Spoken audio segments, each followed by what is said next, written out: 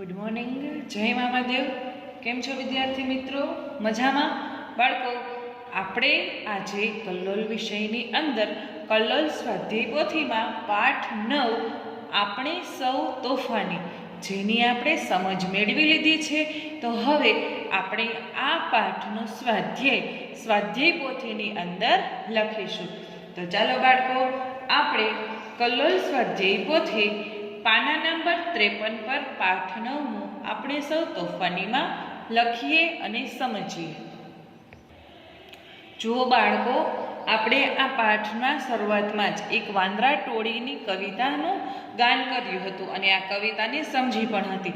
જો તેનું ચિત્ર આપેલું છે અને કવિતા પણ આપેલી છે કે વડલા ડાળે વાંદરા ટોળી કરતી હુપાહુપ, છાનો માનો જોયા કરું થઈને ચૂપાચૂપ, વડલા ડાળે વાંદરા ટોળી કરતી હુપાહુપ। તમે જોઈ શકો છો કે અહીં વડલાનું ચિત્ર છે, આ વાંદરાઓની ટોળી છે અને એ જો અલગ અલગ બધા પોતપોતાની રીતે મસ્તી કરે છે, તોફાન કરે છે, રમે છે, બરાબર। ત્યારબાદ જુઓ, નીચે છે એક મોટો બુઢિયો વાનર, એ વાનરનો સરદાર, એની પાછળ નાના મોટા વાંદરા છે 10-12, છાપરા કૂદે કૂદે અગાશી, એવા એ બહાદુર, એવા એ બહાદુર। તમે જુઓ, બાજુના ચિત્રમાં જોઈ શકો છો કે ઝાડ પરથી એ થાંભલા પર આવે છે, ત્યાંથી આ મકાન પર આવે છે અને આ મકાન પરથી આ મોટા મકાનની છત પર કૂદે છે, એટલે કે અગાસી કૂદે છે, છાપરા કૂદે છે, એક ઝાડ પરથી બીજા ઝાડ પર જાય છે, બરાબર। ત્યારબાદ તમે જુઓ તો ચિત્ર આપેલું છે કે લીમડા કેરી ખાય લીંબોડી, વડના ખાય ટેટા, કેરી કેરી ખાઈને ગોટલા નાખે હેઠા। હવે જુઓ તમે, આ અહીં બે ચિત્ર આપેલા છે, અહીં તેઓ કેરી ખાય છે અને ગોટલા છે, જુઓ અહીં નીચે ફેંકે છે અને લીમડામાં પણ લીંબોડી ખાય છે અને તેના બિયા છે એ નીચે ફેંકે છે। ટૂંકમાં છે, બાળક છે એ વાંદરા ટોળી જે વડલા ડાળે બેસી અને જે તોફાન કરે છે, જે મસ્તી કરે છે, તેનું બાળક જોવે છે અને આપણને કહે છે, બરાબર। હવે આપણે આ પાઠમાં આ કવિતાનું સ્વાધ્યાય લખીશું, એ છે પાના નંબર 54 પર। જુઓ બાળકો, પાના નંબર 54 પર છે પ્રશ્ન પહેલો, નીચેના પ્રશ્નોના ઉત્તર સામે સાચો વિકલ્પ પસંદ કરી સાચું કરો। અહીં આપણે સાચો વિકલ્પ પસંદ કરી અને સાચું કરવાનું છે। તો તેમાં પહેલો પ્રશ્ન છે, વાંદરા ટોળી ક્યાં હુપાહુપ કરતી હતી? તો આંબા ડાળે, વડલા ડાળે, લીમડા ડાળે કે પીપળા ડાળે? શું આવશે બાળકો? વડલા ડાળે। વડલા ડાળમાં આપણે કરી નાખશું સાચું। બીજું છે, વાનરનો સરદાર કોણ છે? વાનરનો સરદાર કોણ છે? સિંહ, હાથી, બુઢિયો કે ઊંટ? કોણ આવશે? બુઢિયો। ત્યારબાદ આવે છે કે મોટા બુઢિયાની પાછળ કેટલા વાંદરા છે? તો 10-12, 5-6, 2-3 કે 7-8? તો આવશે 10-12। પછી વાંદરા નીચે શું નાખે છે? શું નાખે છે વાંદરા? પાંદડા, ડાળીઓ, ગોઠલા કે કેરીઓ? તો આવશે ગોટલા। પછી છે, નીચેનામાંથી કયું જોડકું સાચું નથી? ઝાડ પાંદડા, વડ ટેટા, કેરી ગોઠલા, લીમડો લીંબોડી? તો શું આવશે? ઝાડ પાંદડા, બરાબર। હવે જુઓ બાળકો, નીચે આપેલા છે ખરા ખોટા, બરાબર। આપણે નીચે ખરા ખોટા ચકાસી અને સાચું છે કે ખોટુંની નિશાની કરવાની છે।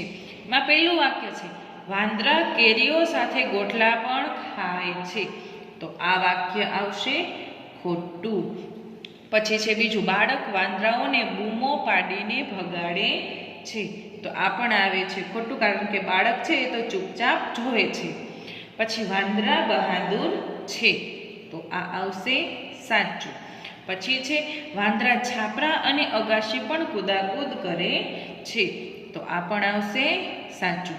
પછી વાંદરા ટોળી ઘરમાં ઘૂસી જાય છે, તો આ આવશે ખોટું, કારણ કે વાંદરા ટોળી છે એ બહાર જ રમે છે, કોઈના ઘરમાં જતી નથી।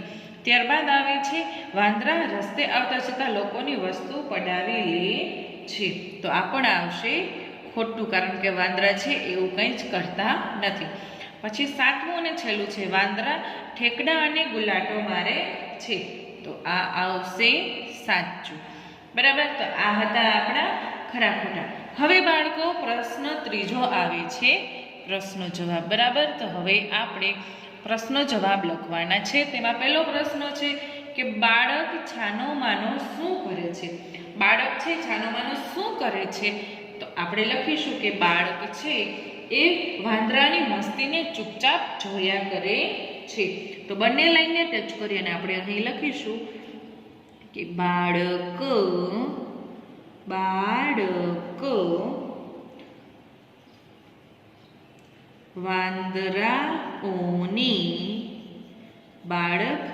વાંદરાઓની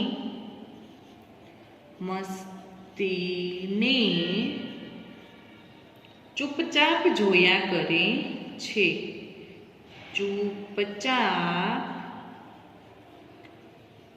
જોયા કરે છે. બાળકો, તમારે પણ ચોખ્ખા અક્ષરે અને સરસ આવી જ રીતના લખવાનું છે. ત્યારબાદ જુઓ બાળકો, સામેના પેજ પર આવે છે પ્રશ્ન બીજો. બરાબર, જુઓ બાળકો, પ્રશ્ન બીજો શું છે કે વાંદરા કેવા બહાદુર છે? તો વાંદરા છે એ છાપરા અને અગાસી ડર વિના કૂદી જાય છે એવા બહાદુર છે. તો આપણે લખીશું કે વાંદરા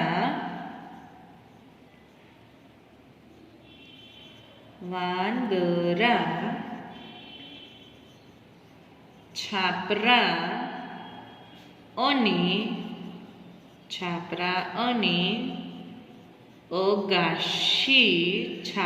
અને અગાશી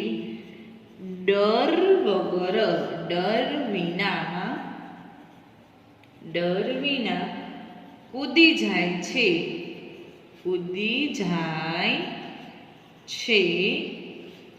એવા બહાદુર છે.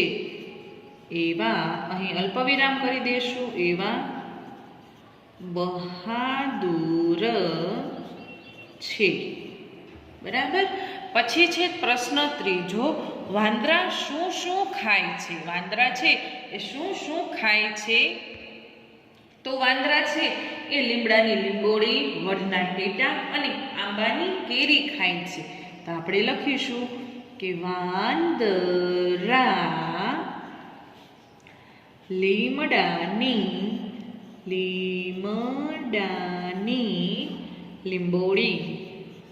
લીંબોળી, પછી અલ્પવિરામ વડના ટેટા, અલ્પવિરામ આંબાની કેરી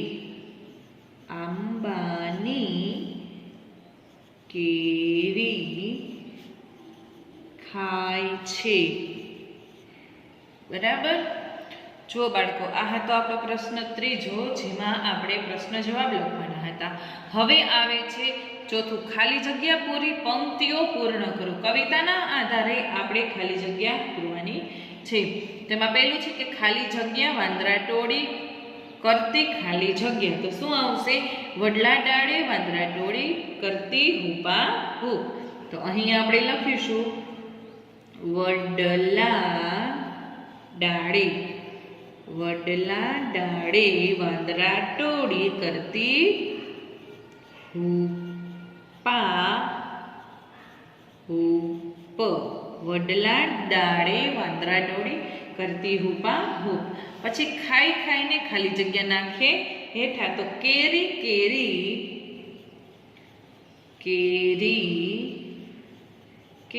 ખાઈને ગોટલા નાખે હેઠા. પછી ખાલી જગ્યા મારે ખાલી જગ્યા કરતા જૂટ, એટલે કે ઠેકડા મારે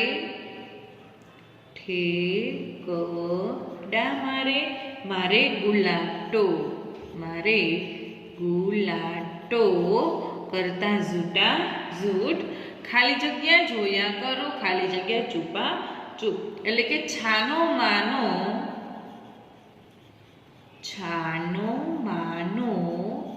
જોયા કરું, થઈને ચૂપા ચૂપ.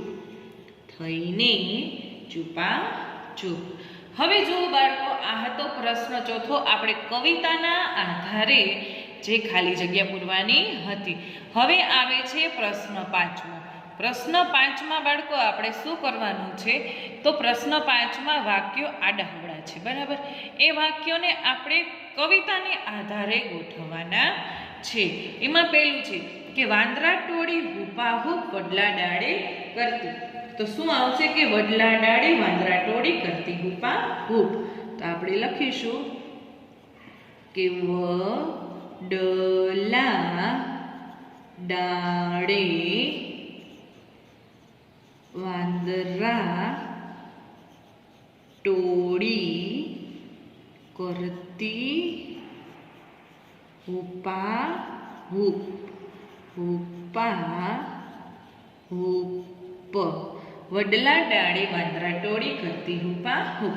પછી ખાય કેરી લીમડા લીંબોડી ખાય ટેટા વડના. તો લીમડા કેરી ખાય લીંબોડી વડના ખાય ટેટા.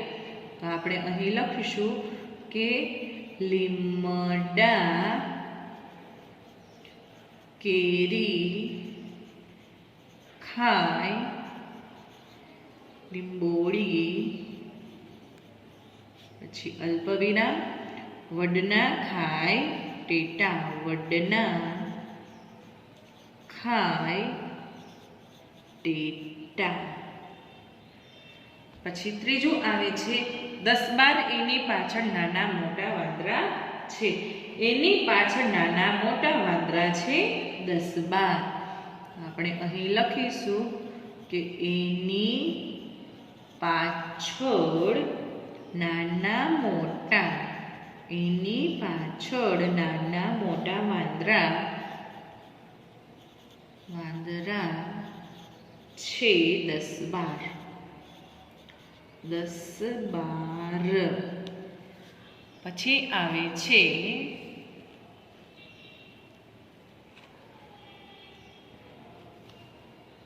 ત્યારબાદ આવે છે ચોથું સરદાર એ એક વાનરનો મોટો બુઢિયો. તો શું આવશે? એક મોટો બુઢિયો એ વાનરનો સરદાર. તો એક મોટો બુઢિયો. એક મોટો બુઢિયો વાનરનો સરદાર. વાનરનો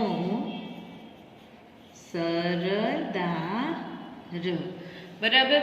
તો જો બાળકો આપણે કવિતાના આધારે પંક્તિને યોગ્ય ક્રમમાં ગોઠવી દીધી છે. હવે જુઓ બાળકો, વાંદરાઓ આ સિવાય બીજા ક્યાં ક્યાં તોફાનો કરતા હશે? તમારા મિત્રો સાથે ચર્ચા કરો. બાળકો, વાંદરા છે એ આ કવિતા સિવાયના ક્યાં તોફાન કરતા હશે? તો વાંદરા છે ઝાડ પરથી ફળો તોડીને ફેંકી દેતા હશે, અથવા તો કોઈની વસ્તુ પડાવી લેતા હશે વગેરે જેવા. જો કોઈ વસ્તુ ખાતા હોય તો વાંદરાને છે ને આમ કાંઈ ન હોય, કોઈ વસ્તુ ખાવાની વસ્તુ છે તો કદાચ કોઈની વસ્તુને છે એ પડાવી એટલે કે ત્યાંથી એને લઈ પણ લેતા હોય. બરાબર. તો ચાલો આપણે લખીશું કે વાંદરાઓ ઝાડ પરથી ફળો તોડીને ફેંકી દેતા હશે. વાંદરાઓ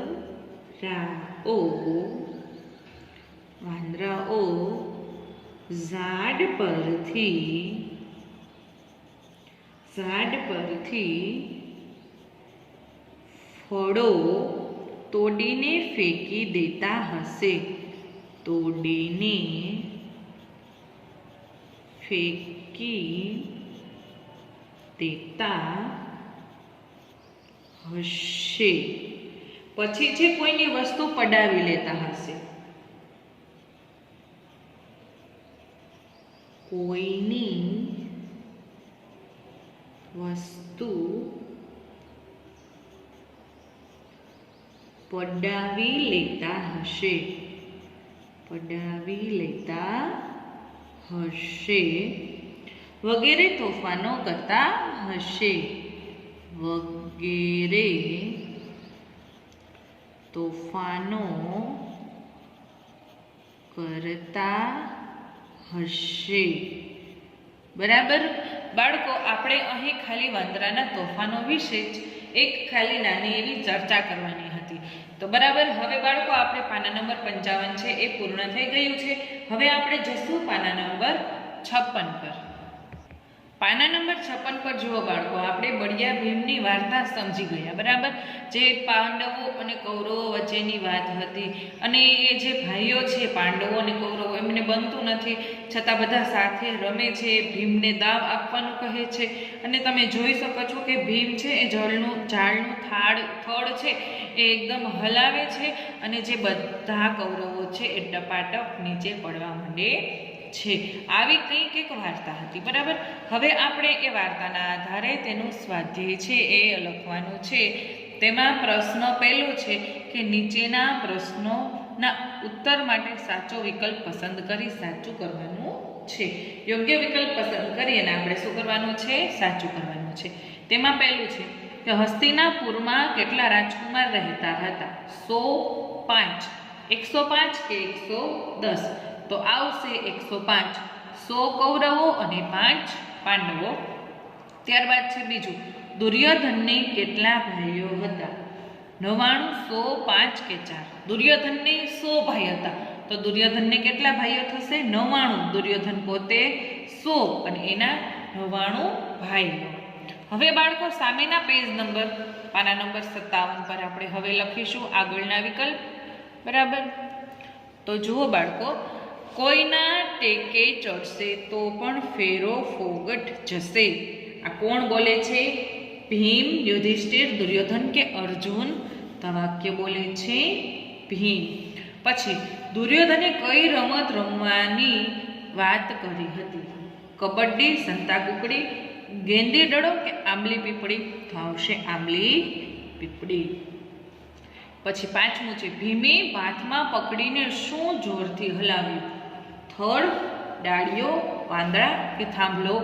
તો આવશે થડ, બરાબર. તો બાળકો આ હતા આપણા વિકલ્પ. યોગ્ય વિકલ્પ પસંદ કરી અને શું કરવાનું હતું? સાચું કરવાનું હતું, જે આપણે કર્યું, બરાબર. હવે બાળકો આવે છે ખરા ખોટા. પણ આમાં આપણે શું કરવાનું છે કે જે વાક્ય સાચું હોય તેમાં સાચું કરવાનું છે, પણ જે વાક્ય ખોટું છે તેને સાચું બનાવી અને લખવાનું છે. જુઓ પ્રશ્ન બીજો છે કે આપેલા વાક્યોમાં વાક્ય ચકાસીને સાચું છે કે ખોટુંની નિશાની કરો. જે વાક્ય ખોટું હોય તે સુધારીને ફરીથી લખો. એટલે કે જે વાક્ય આપણે ખોટું પડે એ વાક્યને આપણે ફરીથી લખવાનું છે. તેમાં પહેલું છે કે હસ્તિનાપુરના રાજકુમારો એટલે કે પાંડવો અને કૌરવો. હસ્તિનાપુરના રાજકુમારો એટલે પાંડવો અને કૌરવો. તો આ વાક્ય આવશે સાચું. પછી દુર્યોધનને ભીમ બહુ ગમે. દુર્યોધનને ભીમ ગમતો હતો? તો ના, અહીં આપણે કરશું ખોટું અને લખશું દુર્યોધનને ભીમ જરા પણ ગમતો નહીં. તો આપણે અહીં લખશું કે દુર્યોધનને ભીમ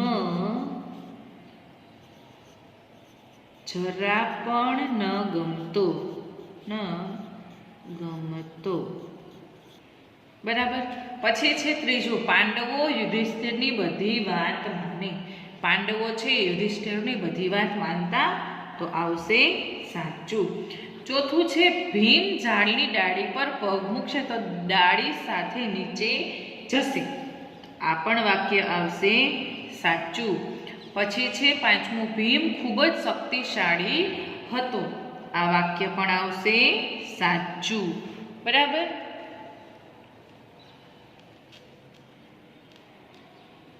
પછી આવે છે છઠ્ઠું વાક્ય, ભીમે ઝાડ હલાવ્યું એટલે પાંડવો નીચે પડ્યા. આ વાક્ય આવશે ખોટું, કારણ કે ભીમે ઝાડ હલાવ્યું એટલે કૌરવો નીચે પડ્યા. તો આપણે અહીં લખીશું કે ભીમે ઝાડ હલાવ્યું એટલે કૌરવો નીચે પડ્યા, બરાબર. પછી આવે છે સાતમું, ભીમે દુર્યોધનને મુક્કો માર્યો. આ પણ આવશે ખોટું, કારણ કે ભીમે છે એ ઝાડના થડને જોરથી મુક્કો માર્યો હતો. તો આપણે લખીશું કે ભીમે ઝાડના થડને જોરથી મુક્કો માર્યો, જોરથી મુક્કો માર્યો, બરાબર. અને 8મો છે છેલ્લું, ભીમને આંબલી પીપળી બહુ ગમતી હતી, પરંતુ આ વાક્ય આવશે ખોટું, કારણ કે ભીમને આંબલી પીપળી ગમતી નહીં. તો લખીએ, ભીમને આંબલી પીપળી રમવી ગમતી ન હતી. ભીમને આંબલી પીપળી રમવી એ ગમતી ન હતી, બરાબર. તો બાળકો, આ હતા આપણા ખરા ખોટા, જેમાં આપણે ખોટા વાક્યને ફરીથી સાચા લખ્યા. હવે આપણે લખીશું પાના નંબર 58 પર. પાના નંબર 58 પર છે પ્રશ્ન ત્રીજો, ખાલી જગ્યા આપણે પૂરવાની છે. તેમાં છે કે ખાલી જગ્યા નામના નગરમાં કૌરવો અને પાંડવો રહેતા. હસ્તિપુર કે હસ્તિનાપુર? તો આવશે હસ્તિનાપુર. તો અહીં આપણે લખીશું હસ્તિનાપુર. પછી એકવાર ખાલી જગ્યા બગીચામાં રમતા હતા. તો કોણ આવશે, કૌરવો કે પાંડવો? પાંડવો. તો આપણે અહીં લખીશું પાંડવો. પછી છે ત્રીજો, ખાલી જગ્યા માટે કૌરવોના મનમાં બહુ જ વેર. કોના માટે? ભીમ. તો આપણે અહીં લખીશું ભીમ. પછી છે ચોથું, ખાલી જગ્યા અને ખાલી જગ્યા રમવાની ના પાડી. ભીમે અને અર્જુને. ભીમે અને અર્જુને. આપણે અહીં લખીશું ભીમે અને અર્જુને રમવાની છે એ ના પાડી. પછી છે ભીમે પોતાનો ખાલી જગ્યા જેવો પગ પછાડ્યો. તો કેવો આવશે? હાથી. ભીમે પોતાનો હાથી જેવો પગ પછાડ્યો. છઠ્ઠું છે છેલ્લે ખાલી જગ્યા ખુશ થઈ ગયો. છેલ્લે કોણ ખુશ થાય છે? ભીમ. તો આપણે અહીં લખીશું ભીમ. જો બાળકો, આ હતી પ્રશ્ન ત્રીજો. હવે આવે છે પ્રશ્ન ચોથો. નીચેના વાક્ય કોણ બોલે છે અને કોને કહે છે તે લખવાના છે, બરાબર. તેમાં પહેલું છે કે ચાલો આપણે ભેગા મળીને આંબલી પીપળી રમીએ. આ પહેલું છે વાક્ય. એ કોણ બોલે છે? તો દુર્યોધન બોલે છે અને પાંડવોને કહે છે. તો આપણે અહીં લખીશું દુર્યોધન કહે છે. કોને કહે છે? તો એ પાંડવોને કહે છે, બરાબર. તો અહીં લખીશું પાંડવોને. બીજું છે કે હા ચાલો આપણે સાથે રમીએ. આવું કોણ બોલે છે? યુધિષ્ઠિર. તો અહીં લખીશું યુધિષ્ઠિર. અને કોને કહે છે? તો કે દુર્યોધનને. દુર્યોધનને. પછી છે ઝાડિયા ઝાડિયા ઝાડિયો, ભીમ ઝાડ પર ચડશે કેમ? ભીમને જ્યારે ઝાડિયો ઝાડિયો કોણ કરે છે? કૌરવો. તો અહીં લખીશું આપણે કૌરવો કહે છે કોને? તો ભીમને. પછી છે 1 2 3 4 એમ કરતા 99 અને 100 સુધી અંક કોણ બોલે છે? ભીમ બોલે છે. કોને કહે છે? કૌરવોને. કૌરવોને. પછી છે મરી ગયા ઓ મરી ગયા. આ કોણ બોલે છે? આ બોલે છે કૌરવો, બરાબર. અને કોને કહે છે? ભીમને, બરાબર બાળકો. તો આ હતા આપણા કોણ બોલે છે અને કોને કહે છે. જે વિધાન આપણે જે બોલતા હતા તેનું નામ આપણે અહીં લખેલું.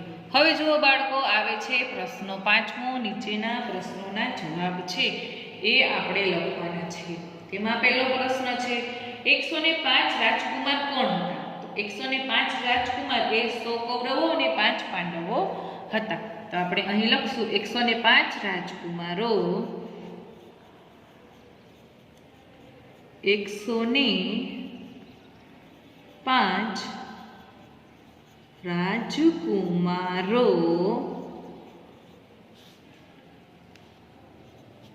એમાં આવશે 100 કૌરવો, 100 કૌરવો અને 5 પાંડવો. બરાબર. પછી બીજું છે કૌરવો હંમેશા શાની તક શોધતા હોય છે? તો કૌરવો છે હંમેશા પાંડવોને હેરાન કરવાની તક શોધતા હોય છે. તો આપણે અહીં લખીશું કે કૌરવો હંમેશા કોને હેરાન કરવાની? તો પાંડવોને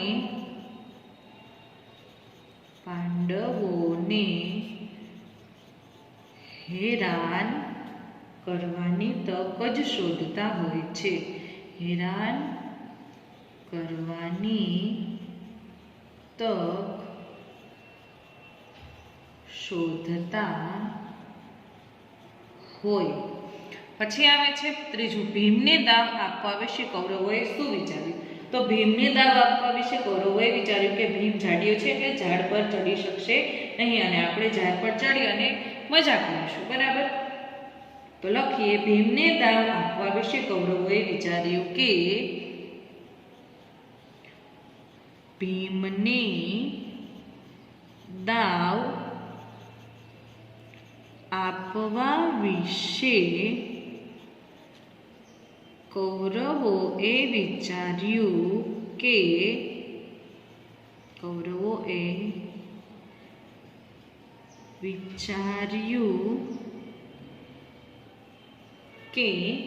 ભીમ જાડિયો છે. ભીમ કેવો છે? જાડિયો છે. ભીમ જાડિયો છે એટલે ઝાડ પર ચડી શકશે નહીં. એટલે ઝાડ પર ચડી જ શકે નહીં. ચડી જ નહીં શકે. આપણે ઝાડ પર ચડી જઈશું, મજા આવશે. આપણે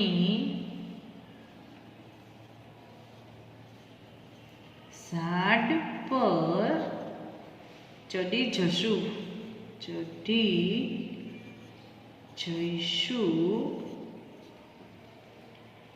મજા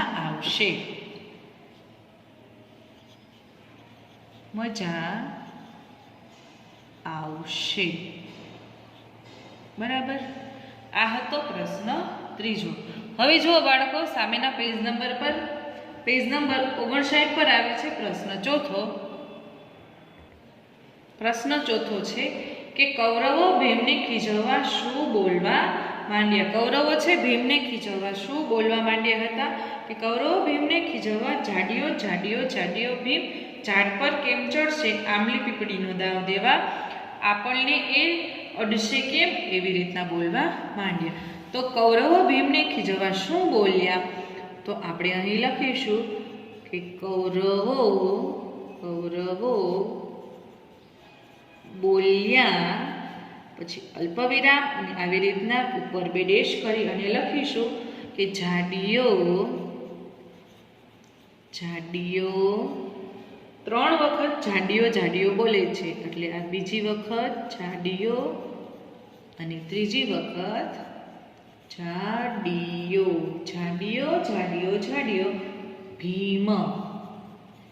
ભીમ પછી કરશું અલ્પવિરામ. ઝાડ પર ચડશે કેમ? ઝાડ પર ચઢશે કેમ? અહીં આવશે પ્રશ્નાર્થ છે. આંબલી પીપળીનો દાવ આપવા આંબલી પીપળીનો દાવ દેવા આપણને એ અડશે કેમ? આપણને અડશે કેમ? પ્રશ્નાર્થ ચિહ્ન અને અહીં આ ભૂમાં આપણે પૂરા કરીશું. પછી પાંચમું છે કે વાત તો સાચી, હું ઝાડ પર કેવી રીતે ચડું? આવું કોણ વિચારે છે? તો આ વાક્ય ભીમે વિચાર્યું. આ વાક્ય ભીમે વિચાર્યું. પછી છે છઠ્ઠું, ભીમને કૌરવોને ઝાડ પરથી નીચે ઉતારવાની કઈ યુક્તિ સૂઝી? તો ભીમને છે કઈ યુક્તિ સૂઝી? તો ભીમે કૌરવોને ઝાડ પરથી નીચે ઉતારવા ઝાડના થડને બાથમાં પકડીને જોરથી હલાવ્યું અને કૌરવો નીચે પડવાની યુક્તિ વિચારી.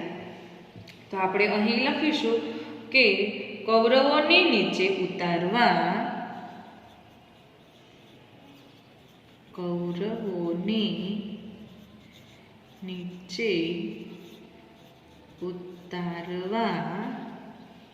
ઝાડના થડને બાથમાં પકડીને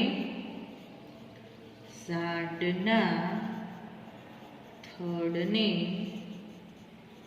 બાથમાં પકડીને જોરથી હલાવ્યું. બાથમાં પકડીને જોરથી શું કર્યું? હલાવ્યું. જોરથી હલાવ્યું અને કૌરવો નીચે પડ્યા. હલાવ્યું,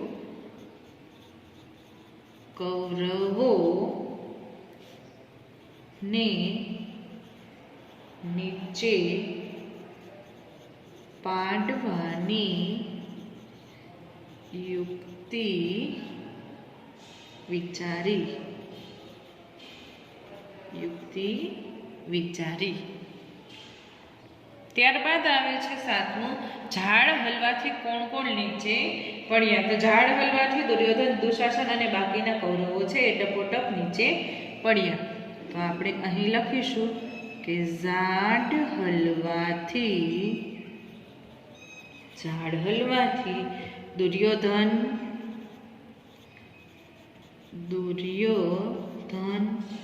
અલ્પવિરામ દુશાસન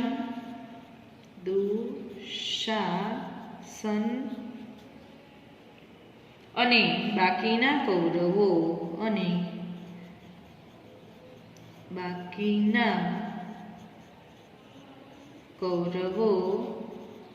નીચે પછડાયા. પૂર્ણ વિરામ. બરાબર. હવે જુઓ બાળકો, નીચે આવે છે છેલ્લો પ્રશ્ન છે 8મો.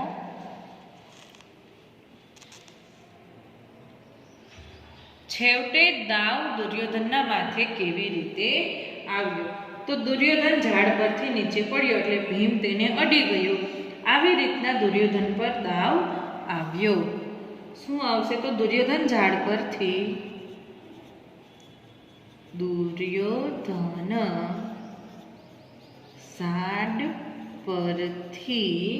નીચે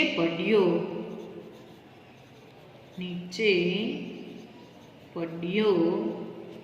ભીમ દુર્યોધનને અડી ગયો.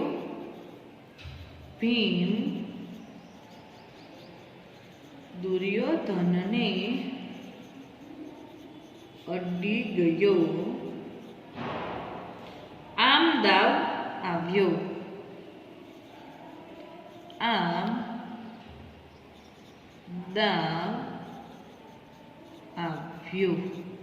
બરાબર.